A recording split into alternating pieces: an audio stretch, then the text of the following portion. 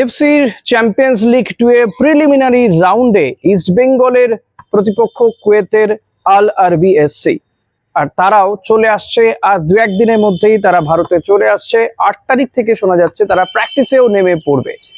তো এহানো আল আরবি এসসি টিমটা কেমন, কতটা শক্তিশালী তারা, এই সমস্ত বিষয় নিয়েই আমার আজকের এই ভিডিও।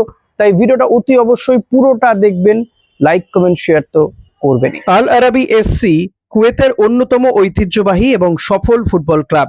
ক্লাবটি 1953 সালে প্রতিষ্ঠিত হয় এবং তাদের ঘরের মাঠ সাবা আল সালেম স্টেডিয়াম। কুয়েতের সবচেয়ে জনপ্রিয় দুই ক্লাবের একটি ধরা হয় আল আরাবিকে।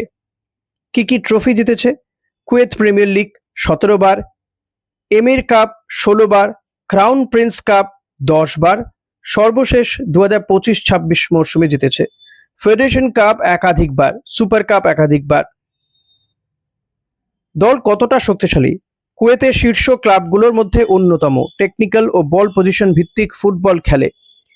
দলে কুয়েত জাতীয় দলের খেলোয়াড়ের পাশাপাশি বিদেশি ফুটবলাররাও রয়েছে। 2025-26 মরশুমের লিগে দ্বিতীয় হয়ে শেষ করেছে এবং শক্তিশালী কুয়েত এসসিকে হারিয়ে ক্রাউন প্রিন্স কাপ জিতেছে। এফসি চ্যাম্পিয়ন্স লিগ 2-তে কিভাবে এলো এই দলটি?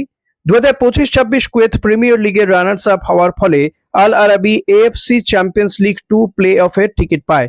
সেই কারণেই তারা এখন ইস্ট বেঙ্গলের বিরুদ্ধে প্রিলিমিনারি রাউন্ড খেলতে আসছে। ইস্ট বেঙ্গলের জন্য ম্যাচটা কতটা কঠিন?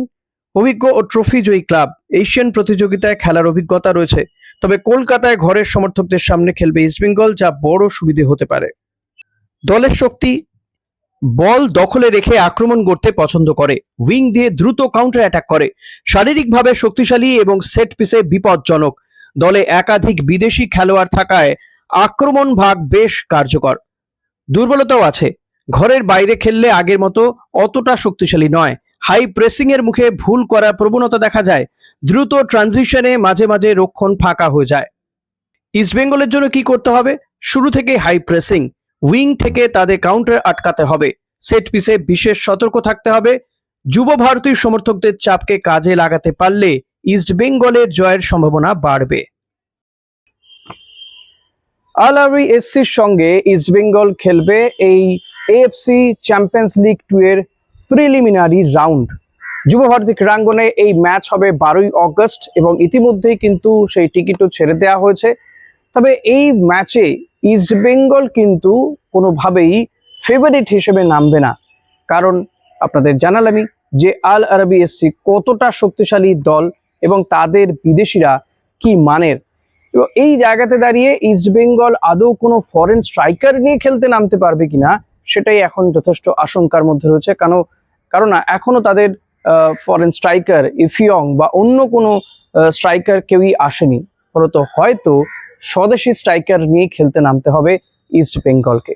দেখা যাক এই ম্যাচটা কতটা প্রতিদ্বন্দ্বিতামূলক ম্যাচ হয়ে ওঠে, ইস্ট বেঙ্গল কতটা ফাইট করতে পারে। তবে একটা বিষয়, যে ইস্ট বেঙ্গল যদি এই ম্যাচটা হেরেও যায় তাহলেও কিন্তু ইস্ট বেঙ্গল এএফসি খেলতে পারবে। সেক্ষেত্রে এএফসি চ্যালেঞ্জ লিগ খেলতে হবে ইস্ট বেঙ্গলকে।